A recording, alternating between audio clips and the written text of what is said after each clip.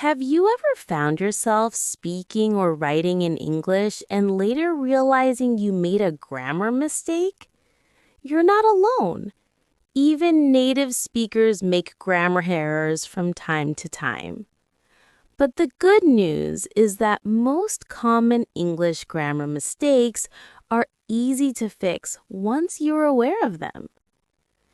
In this video from Learn English with AI, we're going to explore the most frequent grammar mistakes English learners and even fluent speakers make. And more importantly, we'll learn how to avoid them in the future. So grab your notebook, stay focused, and let's improve your grammar together, step by step.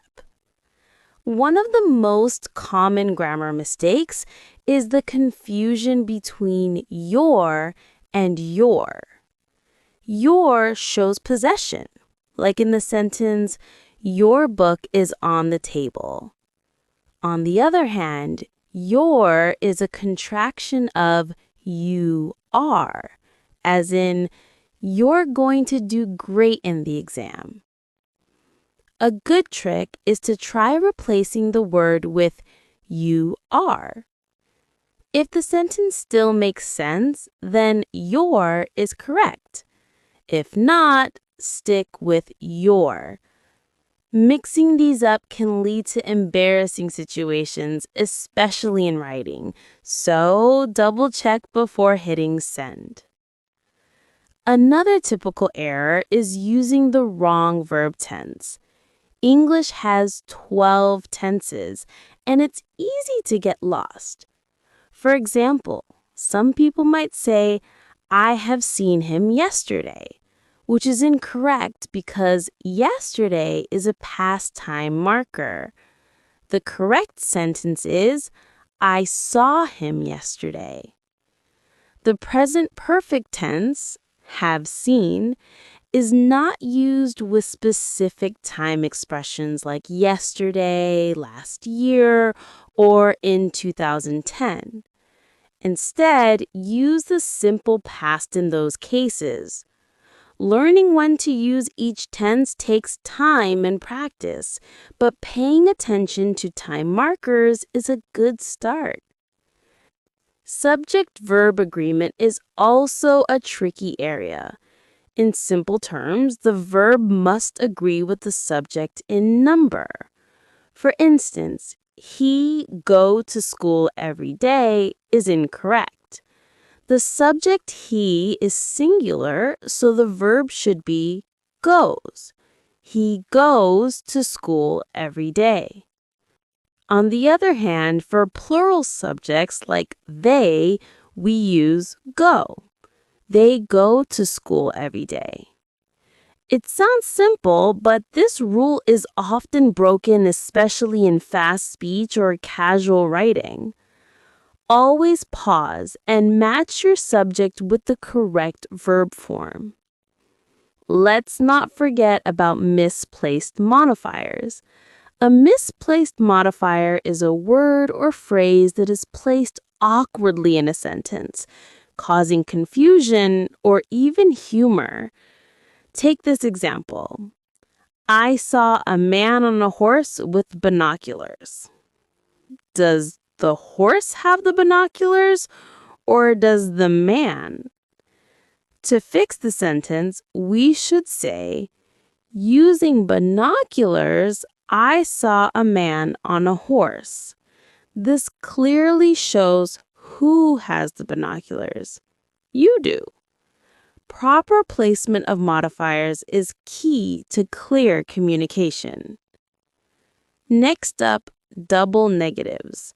Some learners mistakenly say things like, "I don't know nothing," thinking it emphasizes the idea of knowing nothing. But in English grammar, two negatives make a positive, which changes the meaning. Saying "I don't know nothing" actually means I do know something.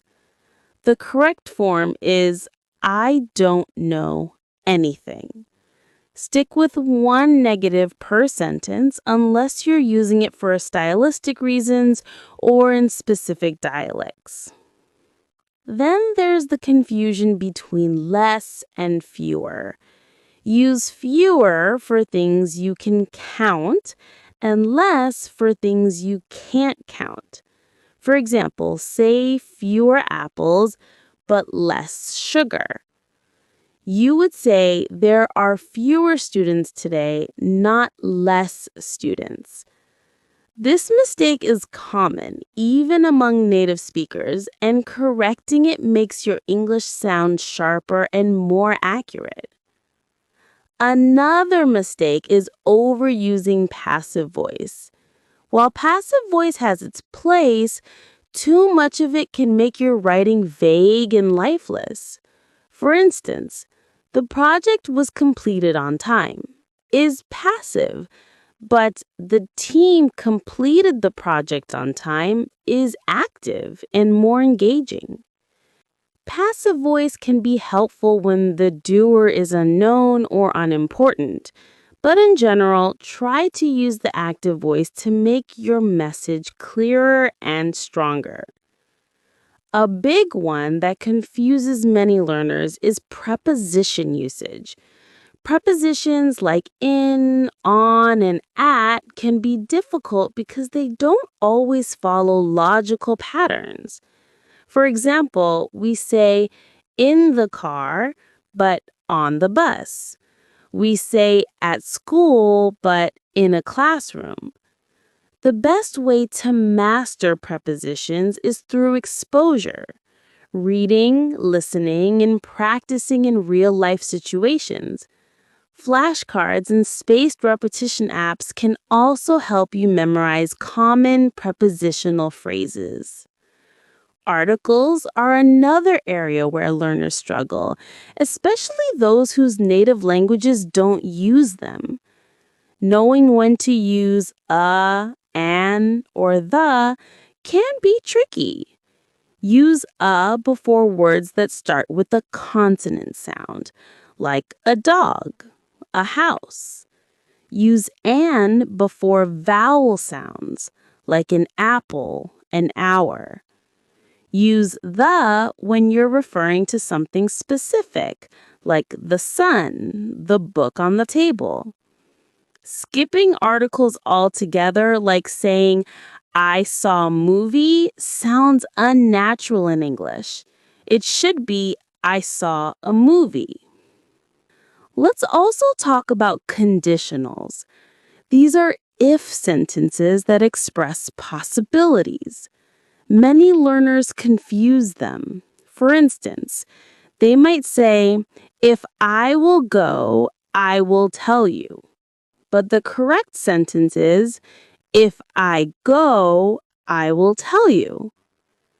In the first conditional, we use the present tense after if, not the future.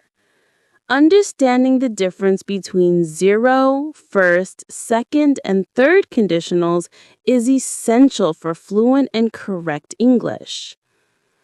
Pronoun reference is another common pitfall. For example, in the sentence, when Jessica met Mary, she was very happy. It's unclear who she refers to. Was Jessica happy or Mary? To fix this, you need to be specific.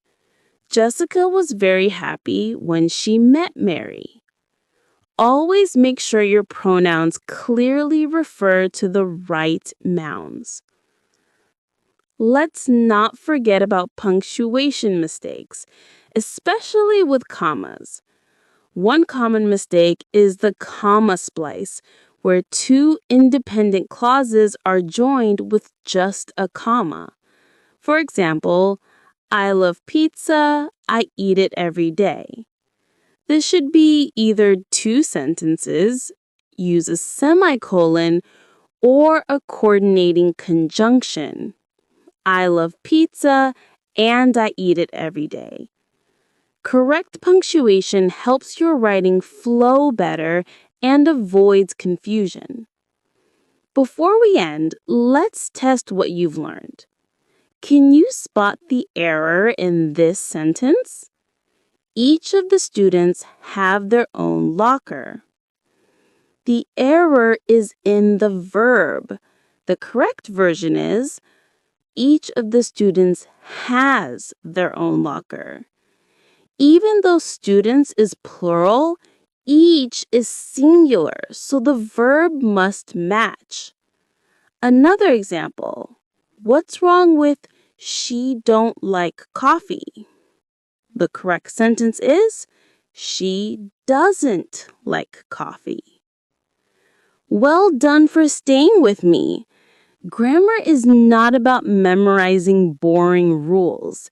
It's about understanding how language works so you can express yourself clearly, confidently, and correctly.